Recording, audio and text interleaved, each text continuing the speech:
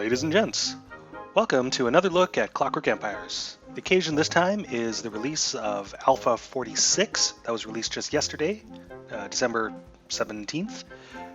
My name is Alfred. I do these about once a month when the updates to the stable branch are pushed out.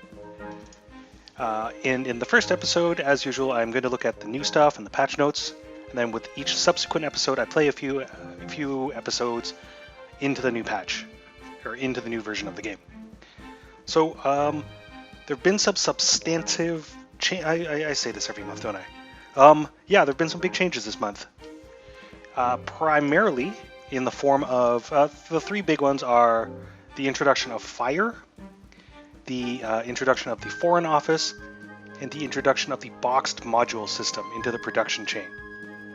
Now, I know those last two don't sound very exciting, but they substantially change the way the game is played. So I'm going to go into them in a little bit of depth here. Unfortunately, fire, the most exciting one, I can't actually show you. So this is a game I've been playing for I don't know, about an hour or so. Just a starter colony in the temperate biome. I can't show you fire because I have no way of creating fire. But it was actually added in the most recent experimental branch update, and then rolled into this stable branch. And basically what fire means is that things, as you may have guessed, can catch on fire. Things like trees or things made of wood or people. If you have a landmine explode somewhere, there's a chance it will ignite things. So things now have I've just finished building a mine, which requires an overseer. Well, I'll worry about that another time. Things have an ignition temperature and a burning temperature. So burning things can cause other things that are prone to ignition to catch on fire. And that, and I'm reading this from patch notes because I haven't been able to observe a fire myself yet. But yes, so that's something that has been added to the game. Your crops can catch on fire, your trees can catch on fire, your furniture. That should be lots of fun.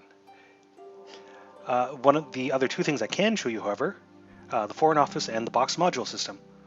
So I'm going to take a look at the foreign office system first because I can show you that most easily.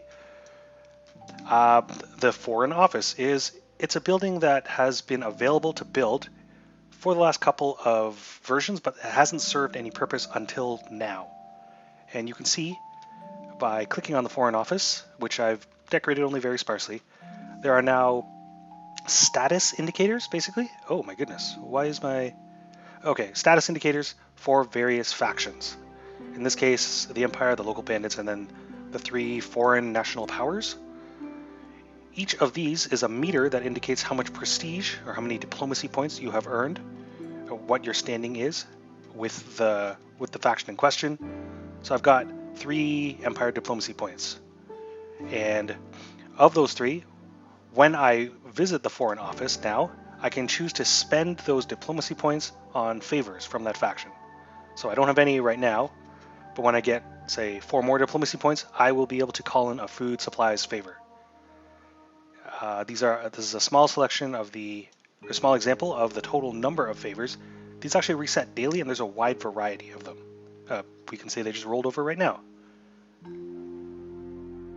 If we look at the local bandits, for instance, we have a bunch of new, in addition to the new options, there are a bunch of new abilities or favors you can call in. This one's, you can attract bandit defectors, you can request that the bandits guard you. There's an interesting one, the bombing run, the bandit bombing run, and there will be similar diplomacy options for all the other factions. So that replaces the old prestige system. If you look at the top left here, or the upper status bar, there is no longer a static indication of the number of prestige points you have accumulated. In fact, you don't accumulate any of diplomacy/prestige points until you have constructed a foreign office. Yeah, so that's the foreign office. It needs to be staffed by a worker, as usual, an overseer. And as soon as you build it, you'll start accumulating or losing points. Right? I've got minor prestige with the local bandits because what did I do? I believe I agreed to bury the corpses of their dead who died raiding me, for instance. you'll accumulate some points just by being alive and doing things like like being productive, harvesting crops and building chairs and things. You'll accumulate more points by doing things that agree with the Empire or the bandits. So that's the Foreign Office system. I think that's a good change because prior to this, the old Prestige system, it fired off regularly, but not necessarily in a timely fashion. I think it's much better to be able to call on these favors or bank prestige and use them when you need them. And of course, now you have to balance accumulating favor with one faction against other factions. I'm not sure if the fish people will show up in the Foreign Office or not, or you just deal with them as you always have directly. That is to say, not in terms of an office. So that's the Foreign Office. And the most significant change, I think, is the boxed module system. So if we look at some of the buildings here, quite recently the concept of decor was added to the game. For instance, this is the carpentry workshop. In addition to just the bare minimum things that it needs to function, so like the workbenches and like a couple of doors, I've also put in some decorations, like here we go, like this window or this wooden side hanger. And you can see all examples of decor in lots of other buildings as well, right? Inside the bunkhouse, put up a bunch of cabinets, which makes it a slightly nicer place to live, and people don't get grumpy when they have to sleep there. Yes, that's decor. Getting off track here.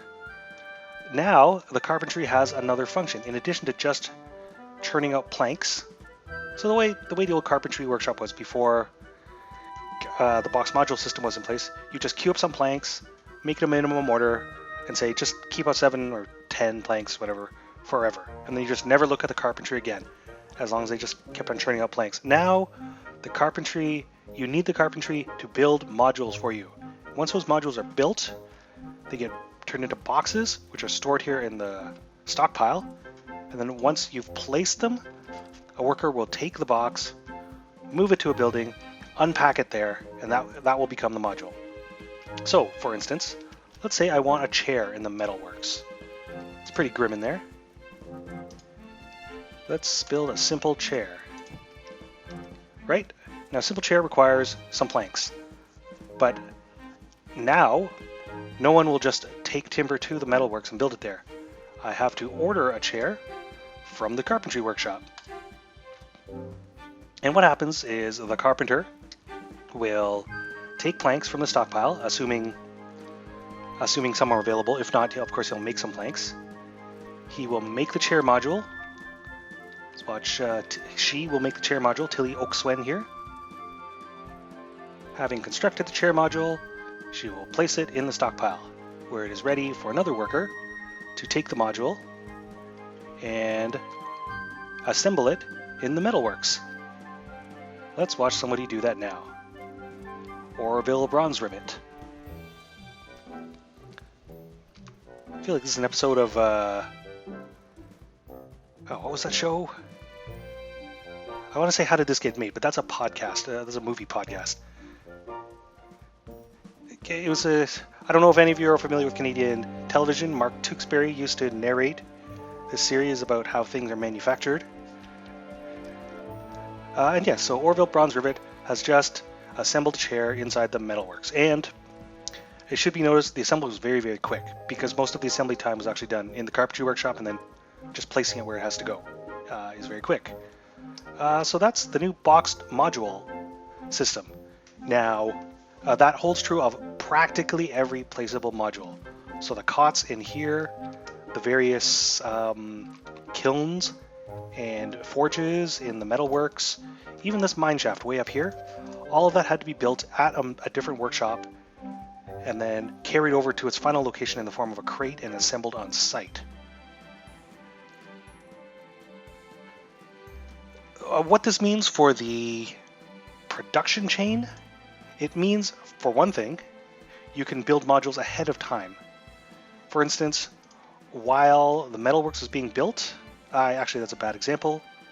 Okay, so there are different places modules can be built. The carpentry builds modules that are primarily made of wood, as well as some decor items. The decor has not been fully integrated into the new box module system. So some decor items are assembled on site, and some are made in the workshop and then carried there.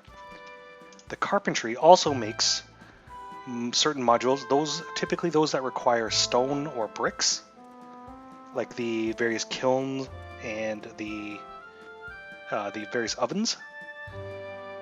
And then also the metalworks also makes other modules, as we can see here, those that need extensive use of metal.